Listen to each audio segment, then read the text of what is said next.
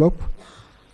A few minutes ago, I think like 20 minutes ago, I was on call with the Minister of State for Regional Cooperation, Honorable John Murimba, and he was asking for space on the order paper to bring a statement to update us on the happenings in DRC, especially with the burning of our embassy today.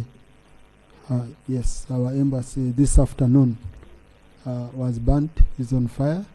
So I've told him that he should get back to me in the evening when the statement is ready.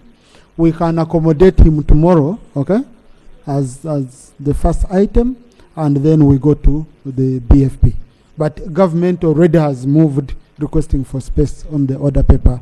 And they were in a meeting, right now they were in a meeting, because I told him if I could give him space today, but he told me, of course, statements of this nature, you have to be very, very cautious, or else you might end up causing much more problems. So they were in a meeting, and he told me they had already been speaking to the CDF of DRC.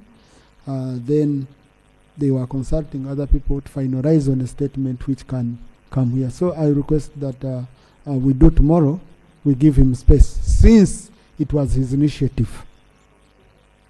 Yes, Honorable. Thank you, Right Honorable Speaker. Right Honorable Speaker, that is a very sensitive matter, just like you have said. And I think we'll have to be patient until tomorrow. But Right Honorable Speaker, you issued an order paper and also directives and confirmations from the Attorney General last week that you'll be here to actually present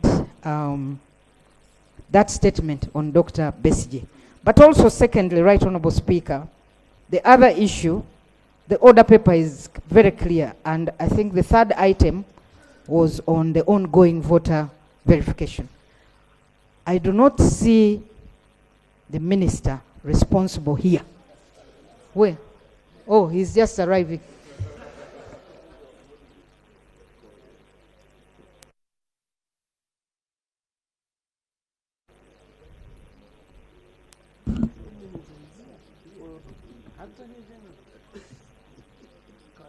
Thank you, Right Honorable Speaker, because both items were actually for the Attorney General. But thank you for mobilizing him. Yes, since Doug has walked in, I now rest my case, Right Honorable Speaker.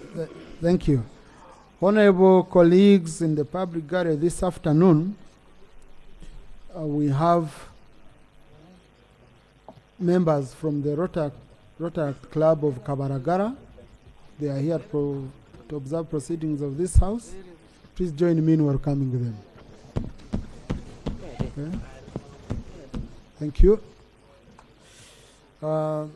Also, we have in the public gallery this afternoon a group of students from Wizwera Thomas Skilling Center and Wind Skilling Center. They are represented by Honorable Tess Janasa Nitungo, Honorable Bataringa Basil Rankwene, and Honorable Yebare Margaret. They've come to observe proceedings of this house. Please join me in welcoming them. Thank you. Chair, Defense. Thank you, Right Honorable. My concern is on the executive order by the U.S. government instructing all agencies. No, but Honorable colleagues, yes. Now you've started raising matters of national importance. I thought you were on procedure. Yeah, okay. Because I have matters of national importance listed here. Okay, thank you. Thank you. Sit down, Ssemuju. Yes, Honorable Ssemuju, Honorable Ssemuju. Thank you, Mr. Speaker. The procedure issue I have relates to the statement that you said the Minister for Regional Cooperation was still carefully putting together. Mr. Speaker, you know, we have invested money in doing roads linking us to Eastern DRC. You also know, Mr. Speaker, that we are paying almost a trillion shilling to DRC because of stealing its gold. We've been paying money in the budget. I am only requesting, if you may find the pleasure, Mr. Speaker, regional cooperation to update us on especially the investment we have made, which makes sense, especially trade. And then finally, Mr. Speaker, the banning of our embassy, as you say, the minister will explain. I have raised the issues here of the reckless conduct of our CDF.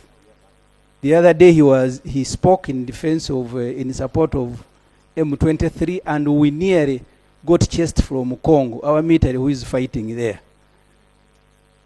Can you, Mr. Speaker, also ask defense to come here and explain?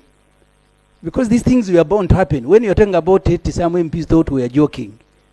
The way he was mocking Congo. The reckless nature of the CDF, the trouble that it has started causing Uganda, because that banning of our embassy is partly because of his tongue. Can you, Mr. Speaker, procedurally ask defense to come here and explain if now they have contained his tongue? Because sooner than later you'll have a problem either with Khartoum, with Ethiopia, the other it was Kenya, now they are banning our embassies our embassy in Congo. Yeah, thank you, Honorable. To begin with, tomorrow we are getting a statement, and I can see your submission was more or less debating the statement which we're expecting tomorrow.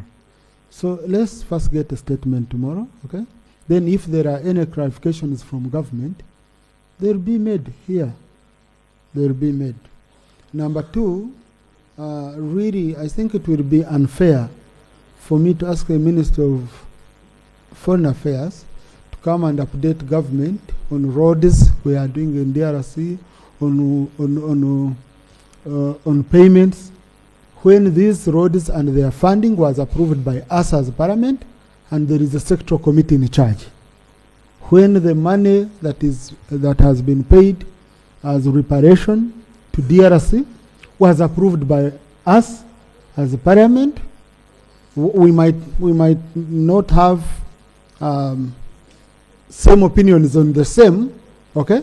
But at least all this was done with the resolution of Parliament. So I think the committee is responsible when we are handling the budget and all that. Please look into these matters, and then the members will pick interest. Otherwise, I wouldn't want us to mix a lot of issues. The situation in Congo is very fragile. I don't want us to come here with statements, again, which will really add in salt into the wound. I don't want us to really frame the situation. So let's wait for the minister tomorrow, then we shall see how we will handle. Honorable Ssemuju.